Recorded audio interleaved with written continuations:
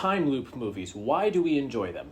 For me, it largely comes down to the idea of being introduced to a lead character with some sort of innate flaw, and by having to live the same day over and over again, they eventually learn how to overcome that flaw and change their life for the better. The reason I'm opening with that little statement is that Until Dawn is truthfully a time loop movie that is vaguely based on the video game that goes by the same name, but let's be real, it shares about 5 to 10% of the actual material with the game. And this is where my generalized frustrations with video game adaptations as a whole come into play, because when it comes to something like the Minecraft movie, my biggest gripe was Minecraft doesn't need to be a movie. It's not a story-based game. There's no story to adapt, so why even bother with it? The game Until Dawn, which released about 10 years ago, whether you love it or hate it, it had a story to it. It's a story that you as the player can make certain choices to change, but it does have a story to it. So this is the perfect type of video game, in my opinion, that could be adapted into a genuinely decent film. And I should mention that I have not played through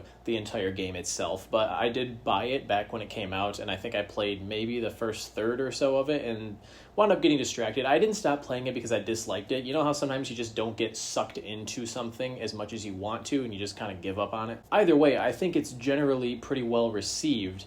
And so the fact that they decided not to follow the direct story of the game when adapting it to a screenplay is so puzzling to me. It was laid out right there for them on a silver platter, and they didn't take it. Yes, there is one specific character and a few elements that are showcased in a few scenes that do carry over from the game, but for the most part, you pretty much have to disregard the title and go into this as if it's its own original thing. And you know what? As much as I went into this expecting to strongly dislike it, the first half, or even maybe the first 2/3, I thought were quite passable. Don't get me wrong, it's really stupid, full of horrible cliche dialogue. What the fuck was that? I'm pretty sure a character says that about every 5 minutes. The acting is not great. We're following a bunch of college-aged kids, maybe, who are traveling to this remote location in search of somebody's missing relative to try to find some closure and maybe even find out what happened to her. It gave me big time early 2000s vibes. You know, it's very cheesy, cliche, but it did have some fun jump scares in there, even some surprising gore. It is rated R.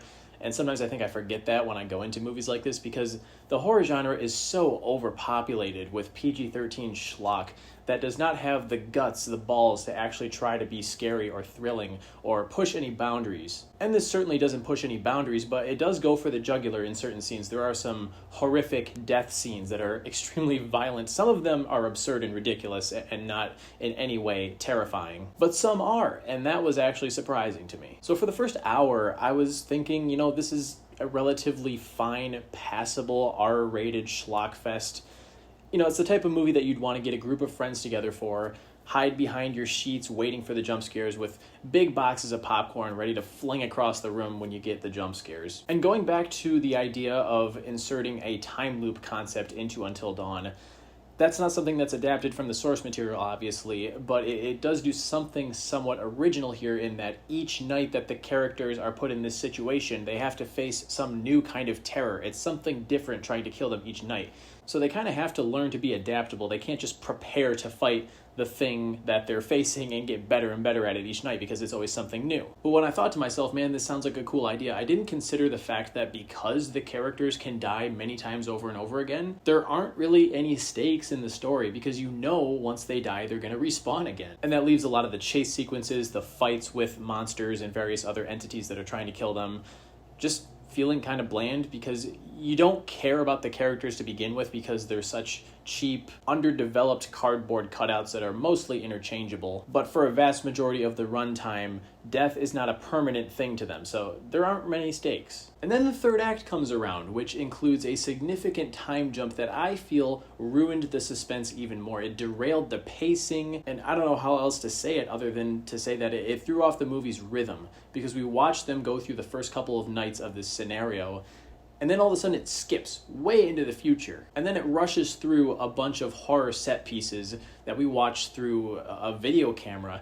And those scenes were good and they should have been entire sequences because I think there was a lot of potential there. The only thing that I was relatively confident about going into this is the fact that it is directed by David F. Sandberg. Say what you want about Shazam, but I think he does a good job of making these commercial popcorn horror flicks.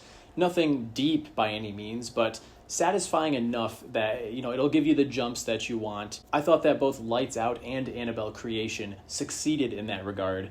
And this movie, I would still say that he's one of its greatest assets. I like that there are practical effects being used for some of the creatures occasionally, lots of blood and gore, and it does have some relatively decent scares. But by the end, it lost me. Not to mention, there's a sequence in which a character does something to outsmart an antagonist later on in the film, and it was so laughably easy for the character to pull it off that I started to wonder if we were meant to take any of this movie seriously. There is a bit of a juxtaposition between some of these more absurd death scenes in which characters will literally explode into a fountain of blood and guts, versus some of these other ones that are actually a bit more intense. I'm gonna go on the lenient side and give Until Dawn 2.5 stars. Clearly, I wouldn't recommend this. It's streaming fodder at best. But, it gets the job done for a teenage audience, I think. So there's worse stuff out there. Those are my thoughts on the film. Be sure to let me know what you think of it down in the comments and hit that like button as well as subscribe while you're at it. If you want more content like this, I'll catch you guys in the next one. See you later.